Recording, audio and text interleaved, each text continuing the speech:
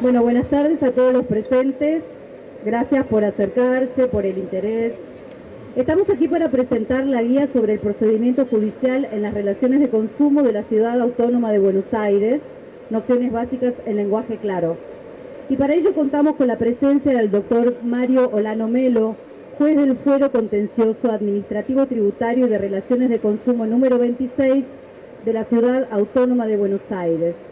También contamos con la presencia de Sofía de Bajo, que es miembro del equipo de la Secretaría de Coordinación de Políticas Judiciales del Consejo de la Magistratura de la Ciudad, en representación de la doctora Prícolo, que hoy no pudo estar presente. Doctor Olano Melo, es un gusto tenerlo con nosotros. Le damos la palabra. Bueno, primero que nada, muchas gracias. A ver, cuando se me propuso tomar la palabra en esta charla, la idea fue tratar de encontrar algún punto de cómo arrancar la conversación y siempre me pareció como interesante partir de un caso judicial, contarles un poco qué es lo que nos pasa a nosotros en la vida cuando tramitamos un caso.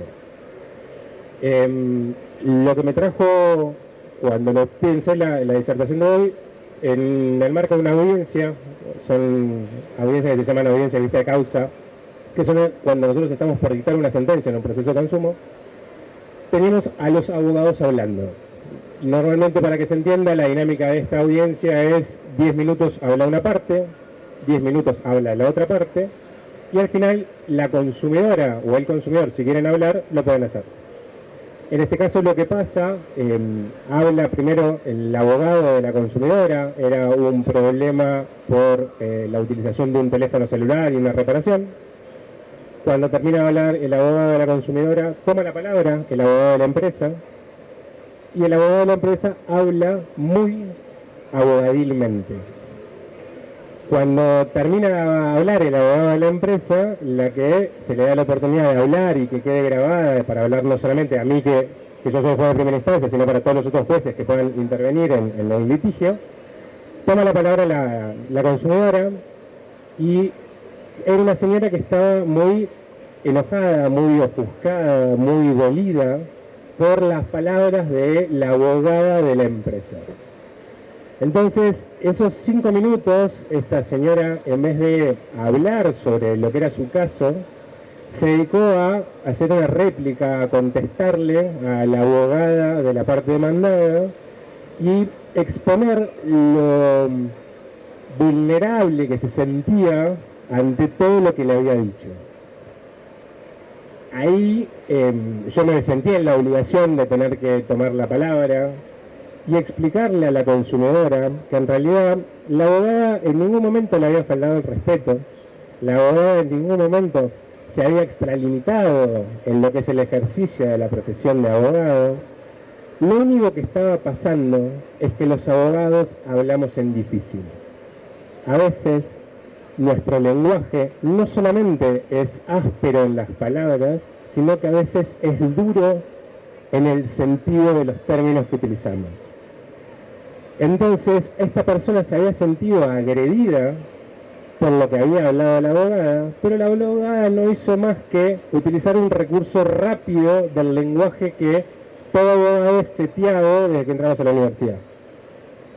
Entonces, recién cuando estábamos charlando entre los tres, me quedó una pregunta para decir si es fácil hablar en lenguaje claro. Y para ponerles un ejemplo, yo hice mi carrera judicial, arranqué empleado, funcionario y hoy en día ya soy juez. Y no solamente me setearon en la universidad con un lenguaje, con el lenguaje que aprendemos los abogados, sino también que me seteé en el lenguaje que utilizamos los despachantes. ¿Qué es? Es un lenguaje que vas aprendiendo a medida que vos vas ascendiendo en tu carrera judicial para brindar respuestas. Para que se entienda, en un proceso judicial nosotros siempre estamos tomando decisiones. Constantemente se toman decisiones. Hay algunas decisiones que son breves y hay decisiones que son más extensas. El tema es, cuando tenemos que utilizar un lenguaje, utilizar un recurso, es cómo lo ponemos en palabras. Porque es muy fácil decir que tenemos que hablar en lenguaje claro. El problema es cómo desandamos todo ese camino en el que aprendimos a ser abogados o a que aprendimos a ser despachantes. Cuando yo tuve la oportunidad de asumir en el juzgado 26, de las distintas charlas que tuvimos con el equipo, la fundamental era cómo definíamos el lenguaje en el que el juzgado 26 se iba a expresar. Charlamos un montón, charlamos sobre el lenguaje inclusivo, charlamos sobre el lenguaje no sexista, charlamos sobre distintas dinámicas, y una cuestión que era como que no teníamos ningún tipo de debate, ningún tipo de duda, era la utilización del lenguaje claro. Pero yo ahí me empecé a encontrar un problema. Cuando yo tenía que armar estos mensajes cortos, que se llaman proveídos, me encontraba el peor de los problemas. Ahí está la prosecretaria con la que charlábamos sobre el uso del lenguaje. El problema que nos encontramos con los proveídos, estos mensajes cortos, es cómo lograr sacarnos ese chip en donde tenemos una forma de responder siempre igual, siempre rápido.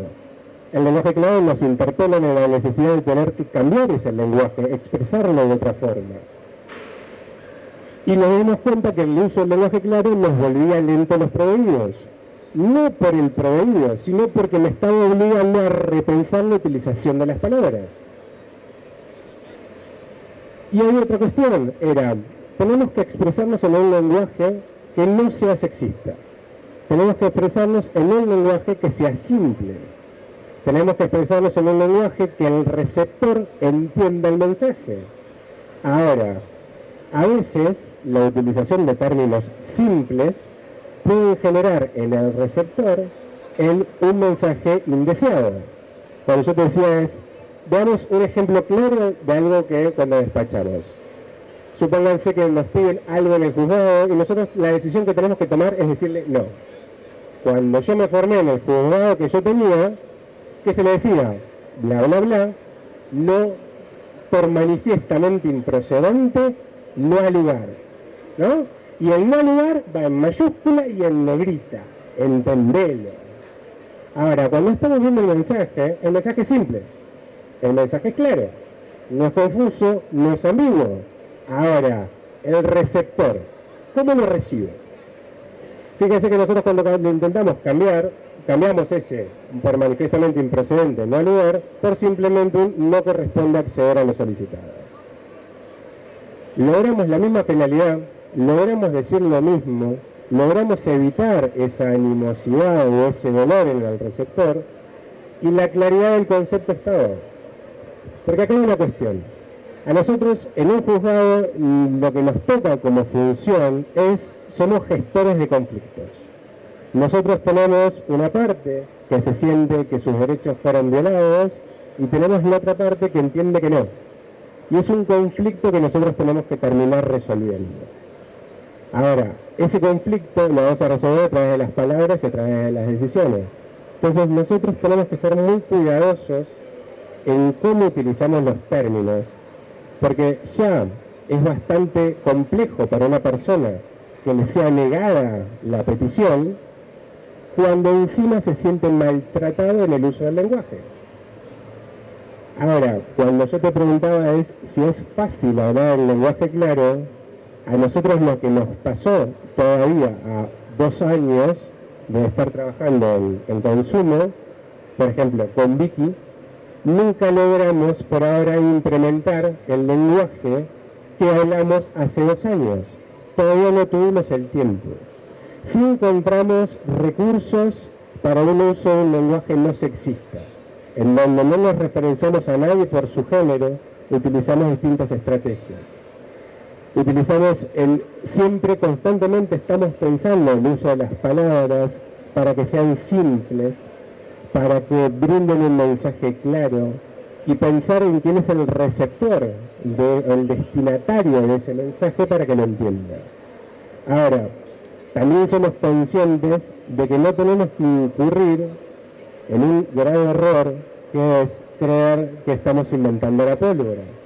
Porque a veces, cuando exacerbamos el deseo de utilizar el lenguaje claro, deformamos el lenguaje. O, por ejemplo, hay conceptos dentro del derecho que hay un solo término que explica mucho. Cuando nos exacerbamos en el uso del lenguaje claro, creemos que estamos inventando la pólvora y en vez de ser eficientes en el uso del lenguaje, lo único que estamos generando es confusión en el receptor. No les voy a explicar cuál es el significado de litispendencia, pero fíjense que es una simple palabra cuyo contenido y sentido es muy grande. Entonces, nosotros seguramente nos equivocamos en el uso del lenguaje que usamos, seguramente tenemos un montón de cuestiones que tenemos que seguir trabajando, estamos muy lejos de los objetivos que nos impusimos como equipo de trabajo, pero tenemos la ferviente convicción de que tenemos que utilizar siempre el lenguaje claro, de que nuestras decisiones, por más duras que sean, o por las consecuencias jurídicas que tengan, tienen que ser expresadas en un lenguaje amigable. Nosotros no tenemos que destratar a nadie, nosotros tenemos que contener, tenemos que brindar un proceso simple, un proceso en donde el abogado que viene a litigar no sienta que está litigando en contra del juzgado. Ya bastante tiene los abogados para litigar o por lo menos para atender a su cliente y después litigar contra la contraria. Entonces, no siento que el uso del lenguaje claro sea fácil, no creo que la utilización de un lenguaje simple sea fácil, nos interpela un montón, nos exige repensarnos constantemente, no solamente en la toma de decisiones, sino en nuestros roles. Creo que aquellos que abrazamos alguna función no dejamos de ver que todo aquello que nos quejamos del mundo que nos tocó, nosotros hoy en día somos los que estamos en condiciones de cambiarlo. Si nos quejamos de esos techos de cristal, aquellos que tenemos un determinado género con el cual no nos sentimos en contradicción, pero sí tenemos hijas que van a encontrarse con esos impedimentos, somos los primeros que tenemos que estar luchando para romper todas esas barreras que se van a encontrar. Y una barrera que no podemos dejar de atender es el lenguaje. El lenguaje en donde el masculino sea lo plural, donde el masculino sea lo que contemple o lo que contenga a otros. Esos son trabajos de donde hoy en día desde el juzgado 26 tratamos de hacer, tratamos de trabajar, tratamos de interpelar. Por eso es que cuando me convocan para una charla así, y no se lo puedo decir a Gisela en la cara, que hoy es el cumpleaños de mi hijo y estoy acá cuando mi hijo está en su festejo, pero lo que me pasa es que el lenguaje claro me interpela muchísimo, me parece que es una cuestión fundamental, me parece que los que abrazamos el servicio de justicia es algo que tenemos que transitar constantemente, por eso es que cuando a veces capaz nos invitan a participar de alguna forma en alguna obra, siempre lo tomamos con muchísimo interés. Y bueno, iba a decir que les iba a hacer el ping-pong, pero me comporté bien, ¿no? Muchísimas gracias, y en este caso doble gracias por el compromiso, en fin, ha sido un lujo tenerlo con nosotros, sí. Bueno, a continuación le doy la palabra a Sofía de Abajo, que es miembro del equipo y nos va a contar un poco sobre cómo fue el proceso de trabajo propio de la elaboración de la guía. Bueno, gracias a todos por estar hoy acá presentes en la presentación de la guía sobre procedimiento judicial en las relaciones de consumo. Nosotros desde la Secretaría de Políticas Judiciales, que depende del Consejo de la Magistratura, tratamos de hacer acciones que acerquen la justicia a la gente. En ese marco elaboramos una serie de guías con el objetivo de fortalecer el acceso a la justicia en materia de consumo. Si se preguntan qué es una relación de consumo, bueno, es un vínculo entre un consumidor o un usuario con un proveedor de un bien o de un servicio. Todos somos consumidores o usuarios en mayor o menor medida, así que todos estamos propensos a caer en algún tipo de conflicto, porque a veces nos pasa que el precio que estaba en la góndola no es el mismo que terminé pagando, que la tele que compré me vino fallada, que el servicio que contraté, no sé, no era el que contraté. Entonces, bueno, cuando caemos en algún tipo de conflicto en una relación de consumo, podemos presentar un reclamo. Esta serie de guías, que son 3, la primera fue sobre las nociones básicas, la segunda guía fue sobre el procedimiento administrativo y esta es la tercera y última de la colección que va sobre el proceso judicial. Voy a respirar.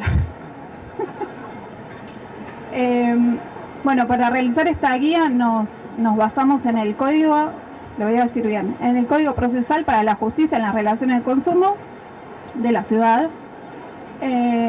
Y obviamente ese código está destinado a abogados, así que lo que hicimos, porque las 3 guías que realizamos están orientadas al ciudadano, lo que hicimos fue seleccionar los temas que consideramos más relevantes para que la ciudadanía sepa y no está toda la normativa. Bueno, el formato de la guía, al igual que las otras, es de preguntas y respuestas. Tiene, como dijo el doctor, tiene un lenguaje claro, porque entendemos que el lenguaje jurídico es una barrera para las personas que no están familiarizadas en el tema y que es importante que todos sepamos cuáles son nuestros derechos y cómo hacerlos valer, y también sirve para conocer cómo es el proceso si uno está dentro de un juicio por una relación de consumo. Bueno, creo que eso es todo. Por último, decirles que este trabajo es colaborativo. Lo hicimos junto con jueces que nos validaron, que nos dieron sus aportes, la editorial Juzgaires y el equipo de trabajo que fueron Martín Kunik y Victoria Prícolo, que hoy no puede estar, pero ella fue quien lideró todo el proyecto. Bueno, esperamos que se lleven una bolsita con la guía y que les sea una herramienta útil para todos ustedes. Muchas gracias.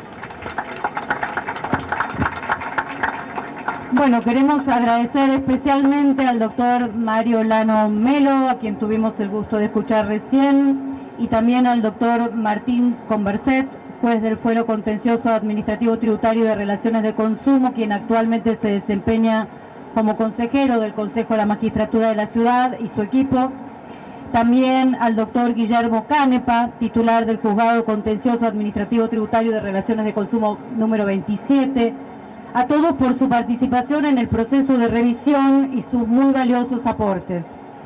También queremos agradecer a la editorial Juzgaires, tal como dijo Sofía, por hacer posible la publicación de esta guía. Y finalmente agradecemos a todos ustedes los presentes y deseamos que este material sea de utilidad para todo aquel que se encuentre interesado en la materia. Muchas gracias.